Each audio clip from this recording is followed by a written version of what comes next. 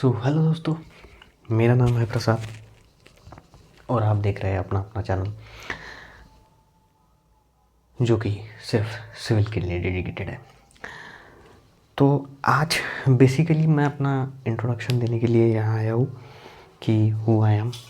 मैं short introduction वैसे दिया भी था अपना। मेरा नाम तो आपको पता ही है, मेरा नाम है प्रसाद और मैं हूँ मैं भी पहले आपकी ही तरह आरआरबी जेईई में सिलेक्ट हुआ था और I got promotion right now and current date I am the senior section engineer in central railway. और मेरा कैडर यहाँ पे आरआरबी जेईई में बहुत सारे कैडर है। तो मेरा कैडर यहाँ पे जो है, यहाँ मेरा कैडर है डिज़ाइन एंड ड्राइंग। मैं डिज़ाइन एंड ड्राइंग कैडर में हूँ as a senior section engineer. तो अगर पहले तो मैं बात करता हूँ अपने जेईई लेवल की। जब मैं जेईई लेवल में सिलेक्ट हुआ था तब आपको तो पता ही है कि जेईई लेवल का तब मेरा भाई अगर मैं जेईई लेवल की बात करूँ और रेलवे में जेईई से एसएससी प्रमोशन जल्दी ही हो जाता है। मुझे भी 2 साल में प्रमोशन मिल गया था जेईई से एसएससी। तो जेईई से एसएससी जाने का ये सफ़र बहुत ही अच्छा था और डिज़ाइन एंड ड्राइंग में तो उससे भी बढ़िया। और हमारे कलीग्स भी बहुत कोऑपरेटिव थे और बहुत मज़ा आया यहाँ तक आने में।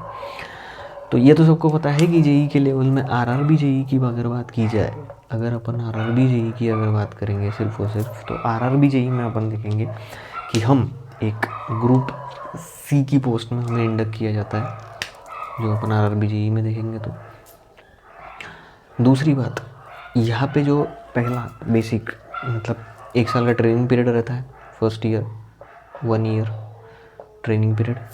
इस केस में डिज़ाइन एंड ड्राइंग के कैडर में देखे बहुत सारे कैडर है। बीवीए का कैडर भी है, वर्क्स का कैडर भी है, ट्रक मशीन का कैडर भी है, बहुत सारे कैडर्स है। लेकिन मैं अपने कैडर की बात करूँगा जो कि है design and drawing. So JEE के लेवल में फर्स्ट 1 साल का तो ट्रेनिंग ही रहता है। तो और ये भी सबको पता ही होगा, अब तो सिर्फ सब नेट पे सर्च कर ही लिए होंगे कि जेईई के लिए जो बेसिक जो फर्स्ट ईयर में ट्रेनिंग पीरियड में दिया जाता है वो सिर्फ बेसिक प्लस डीए दिया जाता है। हाँ, ये तो आपको पता ही है कि बेसिक प्लस डीए की रिक्वायरमेंट इसमें दी जाती है फर्स्ट ईयर में।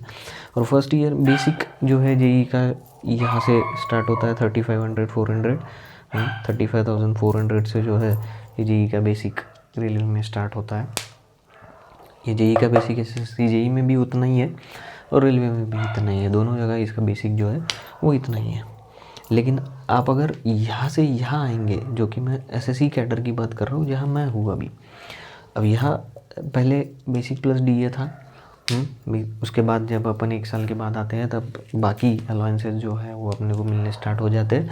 जैसे कि बोला जाए एचआरए या डीए और एक ट्रैवल अलाउंस, ये सारा अपने को मिलने का चालू हो जाता है। बाकी बहुत सारे पर्क्स रहते हैं, जैसे कि आप स्पेक्टेकल अलाउंस ले सकते हैं, जैसे आपको बैग अलाउंस भी मिलता है। ये बाकी बहुत सारे अलाउंसेस हैं जो उसमें मिलते रहते हैं। और मेडिकल कवर जो कि रेलवे के तो खुद का हॉस्पिटल ही है, तो मेडिकल कवर भी है ही है। दूसरा देखा जाए तो ये स्ट्रक्चर हो गया। अब इसमें थोड़े डिडक्शन भी रहते हैं, जैसे इनकम टैक्स डिडक्शन हो गया और अपना एनपीएस वाला डिडक्शन। लेकिन कुल मिलाया जाए तो अभी आज का डीए जो है वो 55% के आसपास जो है वो अपना डीए चल रहा है। अगर देखा भी जाए तो कम ज़्यादा ठीक है, इतना देख लीजिए। लेकिन मैं 55 की बात कर रहा हूँ अभी के लिए। तो 55 ही देखा जाए तो अपन इसको राउंड ऑफ करके कर सकते हैं कि 50% भी अपन ने किया तो यहाँ पे 17,000 तो वैसे ही ऐड हो जाएंगे। 17 से ज़्यादा ऐड हो जाएंगे, लेकिन 18,000 मैं ऐड कर देता हूँ इसमें। तो इसमें 18,000 भी ऐड किया जाए तो 45 तो ये हो गया, और इसमें 18 ऐड करेंगे तो 53 के आसपास जो है वो मेरा लॉजिक चला जाएगा। और इसमें भी ये अलाउंस ऐड कर देंगे तो नियर अबाउट कह सकते हैं कि मेरा जो है वो कटा के भी मैं देखूँगा इसमें तो 53,000 के आसपास जो है मेरा नेट जो है वो आएगा। 50 to 53 के आसपास जो है वो मैंने कटा के जो है वो बेसिक आएगा। अगर ये एसएससी कैडर की बात करूँ मैं, जहाँ पे मैं हूँ अभी, जो कि इसका बेसिक जो स्टार्ट होता है वो 45,900 से स्टार्ट होता है डायरेक्टली जो है। ये लेवल 7 में आता है जो अपन देखेंगे, this is in level 7, this is in level 6 जो अपन अभी देख रहे हैं जेई वाला, तो this is level 6, this is level 7, 45,900। तो मेरी जो अभी इन हैंड सैलरी मैं अभी बताऊँ तो मेरी इन हैंड सैलरी अभी, हाँ नेट, मतलब इन हैंड सैलरी मैं बता रहा हूँ या नेट बता रहा हूँ, मेरी अप्रॉक्स 71,000 के आसपास जो है वो नेट सैलरी अभी यहाँ है जो मैं आपको कह रहा हूँ। ग्रॉस सैलरी तो मेरी जो है वो 79 के आसपास जाती है, लेकिन मैं अभी नेट सैलरी की बात कर रहा हूँ। तो नेट सैलरी जो है वो मेरी 71,000 के आसपास जो है वो मेरी नेट सैलरी जाती है इस एसएससी कैडर में, और ये फास्ट प्रमोशन हो जाता है।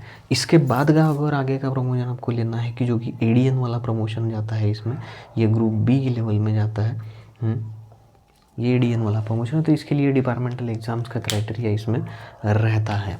आपको देखा जाए तो इसमें जो है वो डिपार्टमेंटल एग्ज़ाम का कैडर रहता है। तो ये मिला के मैंने बताया आपको कि जेई से एसएससी में जाने का मेरा सफ़र जो था, या जेई लगने के बाद जो कि अपने को मोटिवेशन के तौर पर कह सकते हैं, हाँ जो मनी मोटिवेशन मैं कह रहा हूँ, वो चीज़ें इसमें अपने को देखने को मिलती है। यही स्ट्रक्चर जो है वो एसएससी जेई में भी इसी स्ट्रक्चर से फॉलो किया जाता है। बस एसएससी जेई का क्राइटेरिया बस इतना है कि एसएससी जेई में जो है, यहाँ पे एसएससी जेई की अगर बात की जाए करूँ मैं, तो एसएससी जेई में पे स्केल सेम ही रहता है, सेम पे स्केल लाइक दैट। बस इसमें एक ग्रुप बी की जो है वो अपने को पोस्ट मिलती है, यही इसमें मेजर डिफरेंस है जो अपने को क्रिएट हो रहा है। तो ये तो हो गई मिला की बात जो मैंने कहा, यही एक स्ट्रक्चर था। मोटिवेशन के तौर पर मैंने आपको बताया है। अब कल से जो है वो अपन स्टार्ट करेंगे। अपना फोकस ज़्यादातर जो रहेगा, अब थोड़ा ये भी बता ही देता हूँ, हाँ कि अपना फोकस ज़्यादातर कहाँ रहेगा। हाँ, अपना फोकस ज़्यादातर वैसे पूरा का पूरा फोकस वैसे अपना आरआरबी जेई पे ही है। हाँ, ये पूरा फोकस जो है अपना वो आरआरबी जेई पे ही रहेगा। हाँ, लेकिन देखा जाए, हाँ पूरा फोकस अपना आरआरबी जेई पे ही रहेगा यहाँ पे तो। लेकिन अभी अपन अगर देखा जाए थोड़ा, तो RRB JE that is the 2 stages.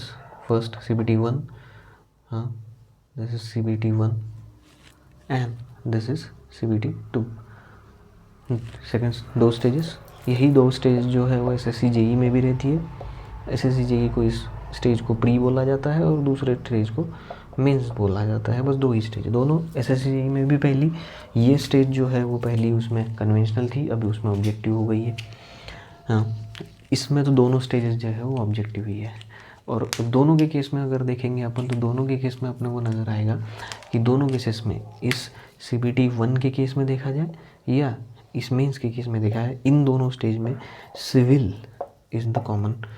Upon civil engineering के लिए पढ़ रहे हैं, इसलिए बता रहा हूँ कि टेक्निकल का सब्जेक्ट इसमें कॉमन है।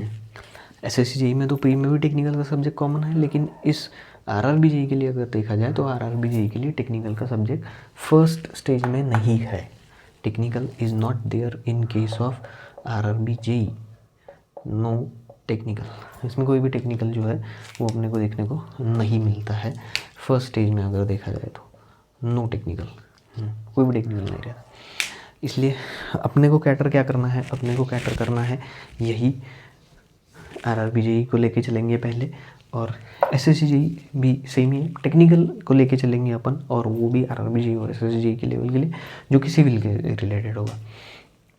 तो यही 2 चीज़ें मैं आपको बताना चाहता था। अब कल जो है अपन डिस्कस करेंगे कि भाई आरआरबी जेई का एग्ज़ाम पैटर्न क्या रहता है, वो एसएससी जेई का भी थोड़ा बहुत एग्ज़ाम पैटर्न बता दूंगा मैं, CBT 1 और CBT 2 का जो भी एग्ज़ाम पैटर्न रहेगा। और उसके बाद जो है अपन वो CBT 2 का जो जो आरआरबी जेई के लिए और एसएससी जेई के लिए मेंस का और इसका CBT 2 का जो भी सिलेबस है सिविल का, वो भी अपन डिस्कस करेंगे उसमें। तो तब तक के लिए ये इतना ही बताना था आपको, बाकी कल देखते हैं। यही टॉपिक्स अपन कल डिस्कस करेंगे, इसका CBT 2 का सिलेबस और ये हाँ आरआरबी एसएससी जेई का जो मेंस का सिलेबस वो मेंस का सिलेबस वो डिस्कस करेंगे, और इन दोनों का जो है ब्रीफली एक एग्ज़ाम पैटर्न डिस्कस करेंगे।